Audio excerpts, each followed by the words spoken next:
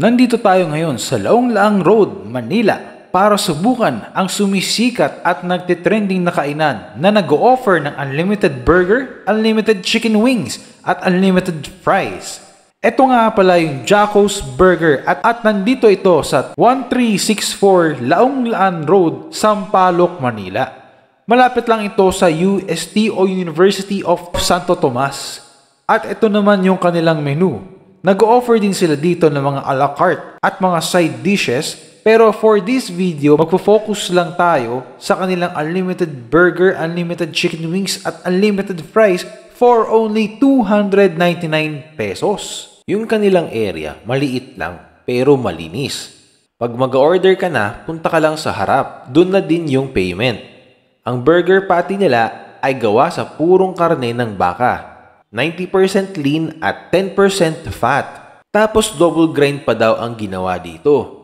Para talagang mas malambot. Sila na din mismo ang gumagawa nito sa kanilang komisari. Kaya mas sigurado tayo na quality ang kanilang meat. Ang Jacko's Burger pala ay reopen lang. Dahil nagsara daw sila nung pandemic. Kaya nga daw na-overwhelm sila dahil ganun na lang daw yung pagtanggap sa kanila ng tao. Sabi nga ni Sir Mark, kung alam lang daw niya, sana daw mas malaking space ang kinuha daw nila.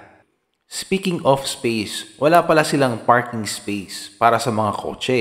Pero pwede naman daw mag-double park, kaya kung meron kang kotse at gusto mo kumain dito, medyo pahirapan lang maghanap. Chicken wings nila dito ay standard lang yung size.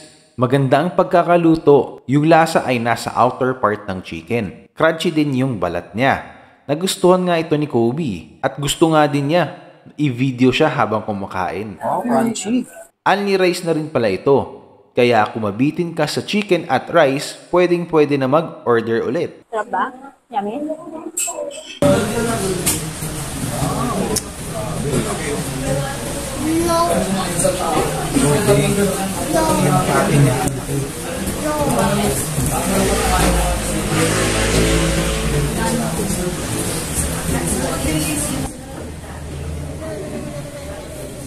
Meron pala silang promo ngayon until May 30, 2024 na 20% off per person, mapa-andi man yan o a la carte. Pwede nyo i-visit yung page nila para sa mechanics ng promo. 299. Unlimited burger. Unlimited chicken.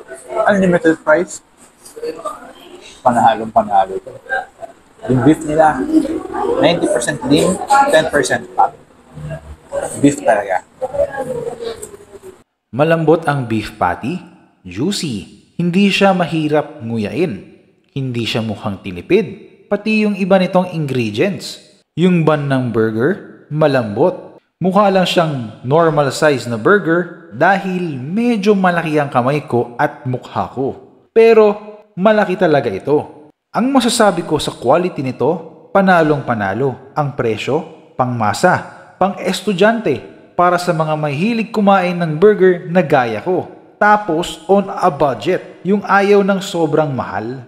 Ano pa inaantay mo? Tag mo na ang ating mga friendship, malay mo, ilibre ka niya. Yun lang.